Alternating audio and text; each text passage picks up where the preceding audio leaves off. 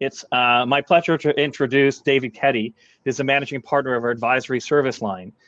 Dave is a really interesting guy. He's led a number of businesses. He has tremendous global experience. If you have the good fortune of ending up networking with him, you definitely have to ask him to share some of his stories from his travels. And like many of us, he loves music and is playing guitar these days as well. And a fun fact, I learned from him yesterday that he was clearing the snow from his driveway with his tractor. So you can see that he's a really interested, well-rounded guy. Great to see you, Dave. Over to you. Yeah, thanks a lot, Neil, and welcome everyone. In our advisory business, we have a broad range of services, and I view myself as a business leader, and so listening to and trying to make sense of what's happening in the environment is an important part of the role that I have. Some of the services we have in the advisory business include what you've seen already. Sonia's introduction that would include, cloud migration, custom application development, data analytics, and AI. So on the technology side, sort of leading edge things. In other parts of our business, we help our clients acquire and divest. We help our clients value their business. We help them raise capital. So in that portfolio, there's quite a diversity of impact of something like COVID. And so in the early stages of this, one of the roles that I had, and I'm sure many of you have the same thing, and that's trying to make sense and guide your business through this change. And I very much appreciated the work that Bill did, and I can assure you that we are using the output of Beagle in doing our 2021 plan.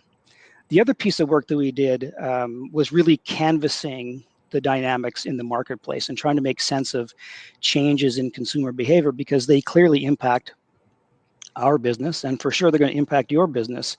And we're really blessed today to have Walter Flatt with us. Walter is the Chief Data Officer at Denstu Data Labs, and they've been doing some research on this very topic, changes in consumer behavior, and I'm sure you'll find what he has to share both insightful and helpful in planning your business.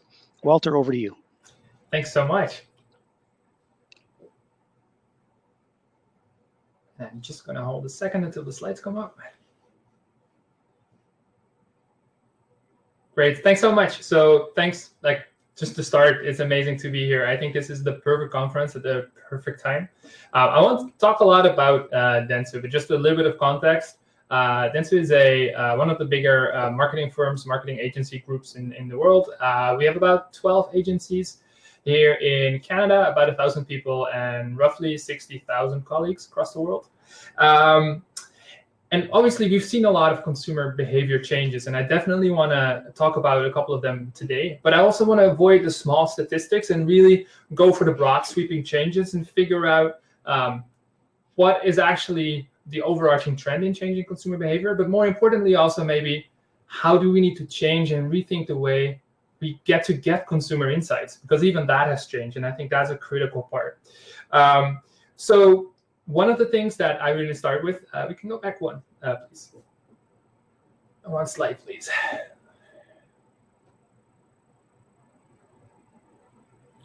Thank you.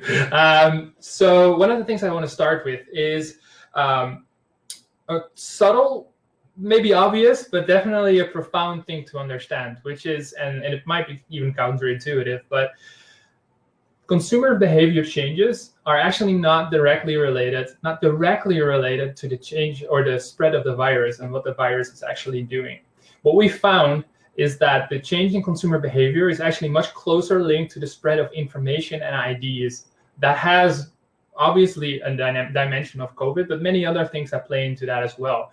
So it's really important for us to understand new customer behavior and consumer behaviors by staying on top of that social contagion of ideas that happens. And throughout the pandemic, we actually started a COVID response center in the week after lockdown started, and we spun up 3 AIs to figure out the level of engagement in Canadian society, but also who's driving anxiety and who's driving solidarity in the way that they're engaging with the crisis.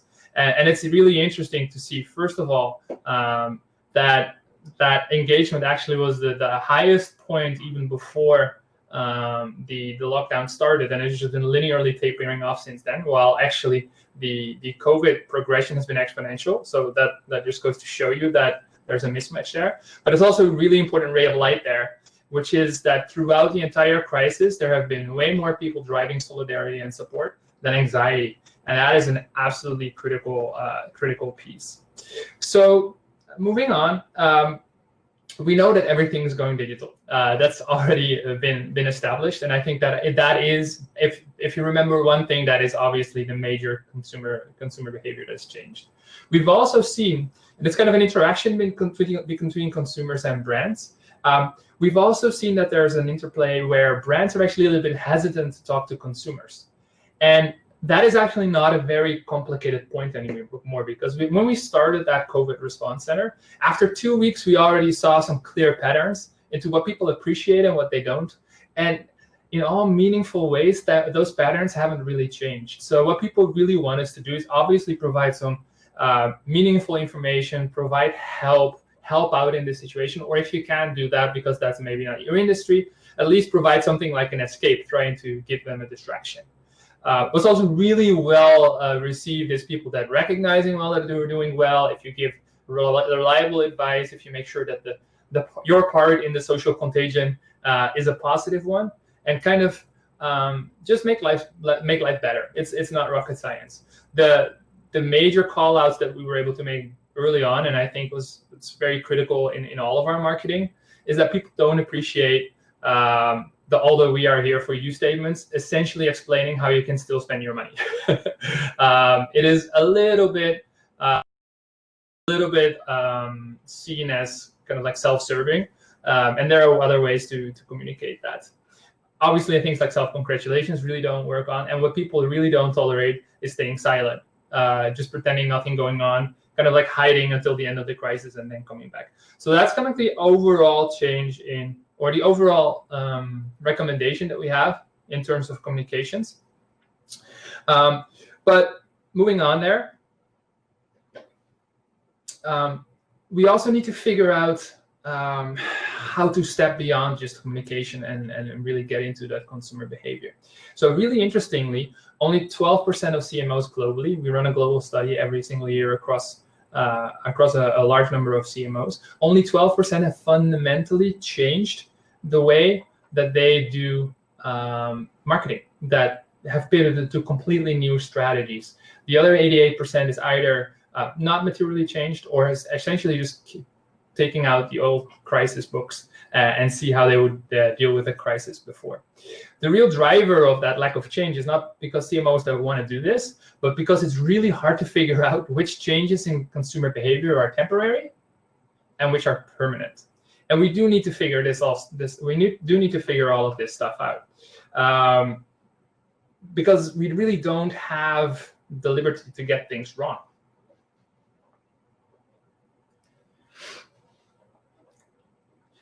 And we don't have that because there are four crises going on, right? There's the health crisis with COVID. There's the economic crisis that may or may not be coming. More likely it is, with government stepping back and really starting to feel the brunt of the crisis. There's obviously plenty of social upheaval, ranging from racial justice, social justice, BLM, all of those different factors. Plus our geopolitics right now are not really the most stable ever. And really, we only get one shot to deal with all of these at one go. So we need an approach. And we see that as three key themes. So these are our three main recommendations for anyone to really deal with the crisis and to turn it into an opportunity.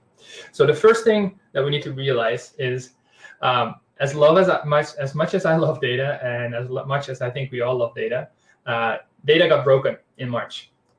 We know a lot of our consumer insights because of market research. And market research done before March describes a world that doesn't really exist anymore. Secondly, and we've talked quite a bit about prediction already, prediction does require mathematically that the future looks like the past. And that may or may not always be the case. So we really need to figure out different ways to get data and different ways to build those predictions. And secondly, we know that there is less and less tolerance for inequality, and every crisis that we've mentioned before has a tie-in with systemic inequality of some sort. Yet, looking at it from a marketing lens, what do we usually do in marketing? We build segments, and segments is essentially looking at a bunch of people, putting them in a box, quote unquote a box, and then treating them all the same. Those boxes are very often very white, very straight, or in another way, mainstream. That needs to change. We need to find a way to unbias our segmentation and unbias our marketing messages to create a more fairer playing field and really start working on that aspect of the client. So we'll talk a little bit about that as well. And finally, it's a critical time to get our act together in technology and data. And I think this session so far have been super instructive, ranging from digital transformation to the applications of AI to get new kinds of data that maybe that counteract that brokenness of what has happened before. So they are truly critical ways, not only to run the business, but also to get to consumer insights in a new way. So they can really start embracing the diversity of people, showcasing commonality through that unbiasing as well.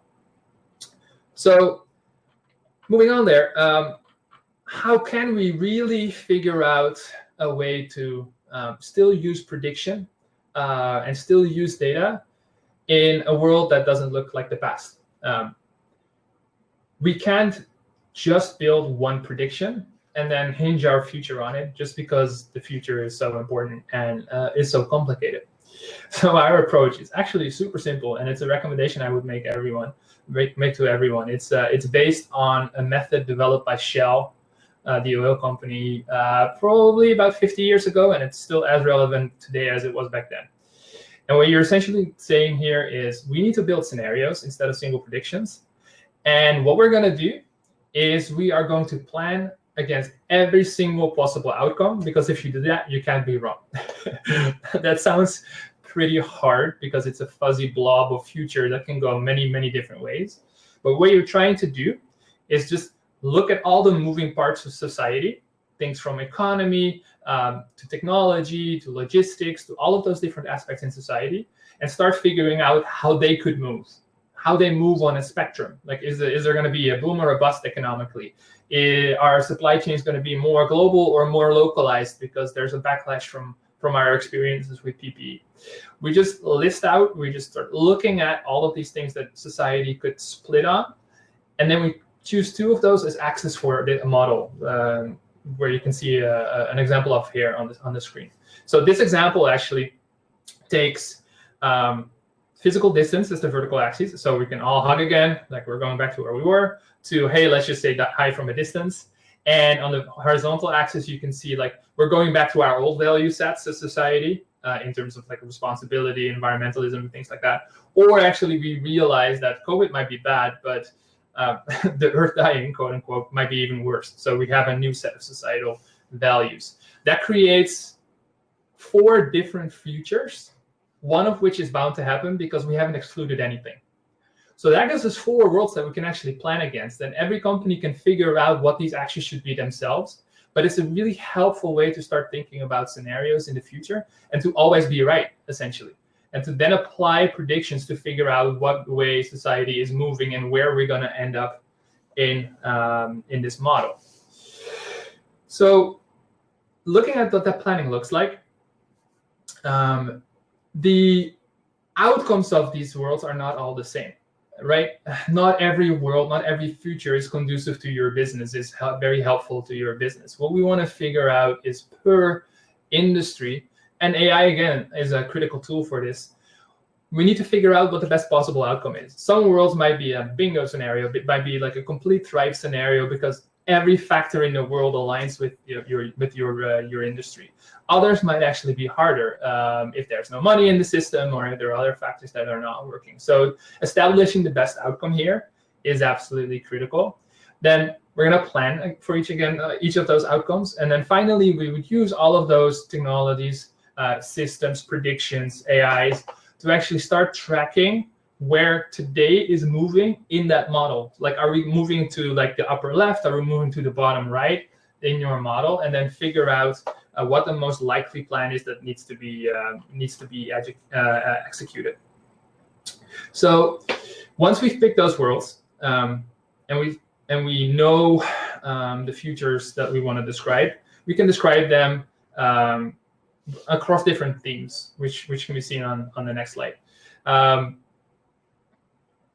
Essentially, what we do is we just take an industry, we take one of the 4 worlds, and then we start thinking, okay, what does our data our heuristics, our experience tell us on if society is moving completely local in a context of an economic boom, what does that mean for the economy? What does that mean for society? What does that mean for health? What does that mean for media behavior? What does that mean for audience profile? So this is really where consumer behavior comes in again, because I'm trying to establish the consumer behavior of the future, which we need to do because if we build our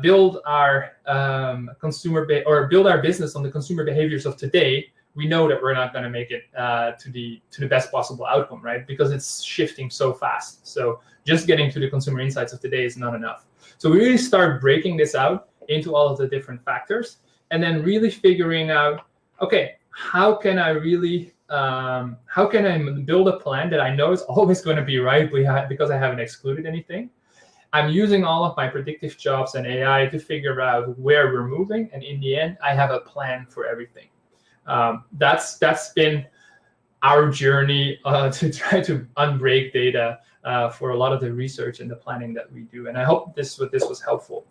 We also talked a bit about how important it is to unbiased marketing. And I really, really want to spend a good bit of our time here and a good bit of our attention here, because a lot of our marketing still, whether we want to or not, whether it's conscious or not, is built around many factors of how people are born. Ranging from their gender identity, to their age, their abilities, to nationality. As I said, when we build a segment, we're taking, for instance, like common marketing segment, female 35 plus, so female 35 years and older. That takes a lot of assumptions on these factors. And we're going to ignore a lot of those factors if we send them all, like that group, all the same message, which is a driver for inequality. So this concept with all of these factors is called intersectionality, and it's our guiding light in what to do and what to not do when we talk to consumers. And this is a journey that we started on. Personally, I mean, I don't want to say that looking at segmentation as essentially a bucket of white guys essentially wasn't like a total revolution, but it does mean that we have to rethink a lot of the things that we do in marketing, and even just the first point here. And we're still trying to figure this out, and I hope the industry will do this as a whole. But we need, if we're trying to avoid treating people this way, and we're looking at their intersectional identity as the way that we segment them, as I said, that's where the problems start, right? Like I'm going to make a segment based on a certain ethnicity or gender or age or sexual identity.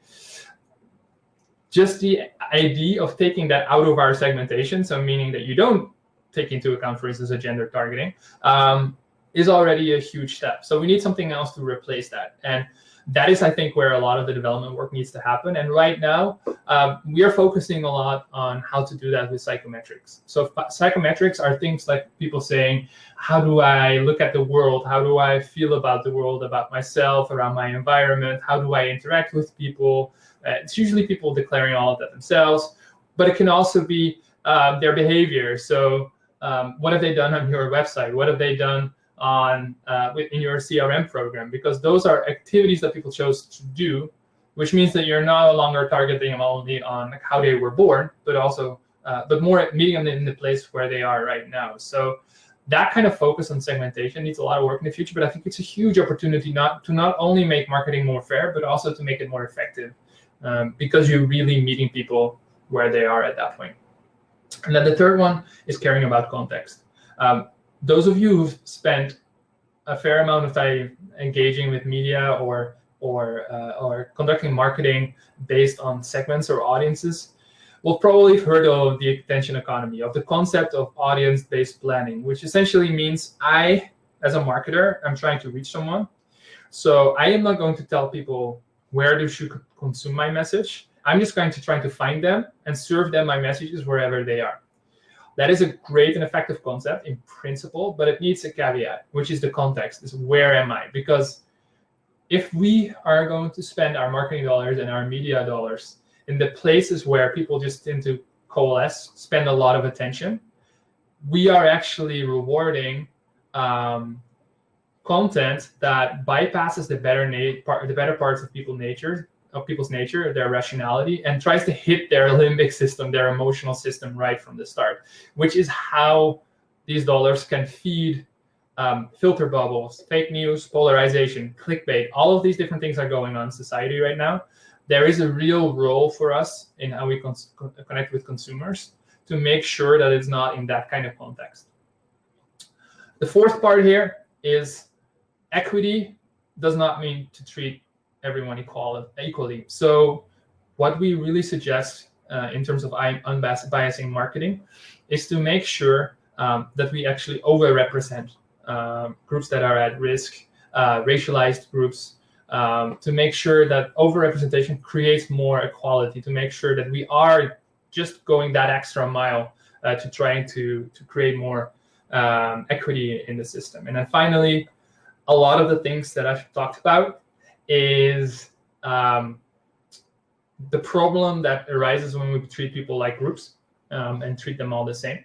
The easiest way out there is to treat them like individuals. And that's, again, where a lot of technology usually comes in, a lot of digital transformation comes in usually. How can I step away from groups into individuals, knowing who I'm talking to, the traits and identity that that person has, to really meet them as a person and be fair in those engagements. So there is the drive of technology, not only coping with the fact that things are becoming more digital, not only making marketing and your businesses more effective, it does also actually drive really good movements in society. And I think that is a very, very, very important point to realize.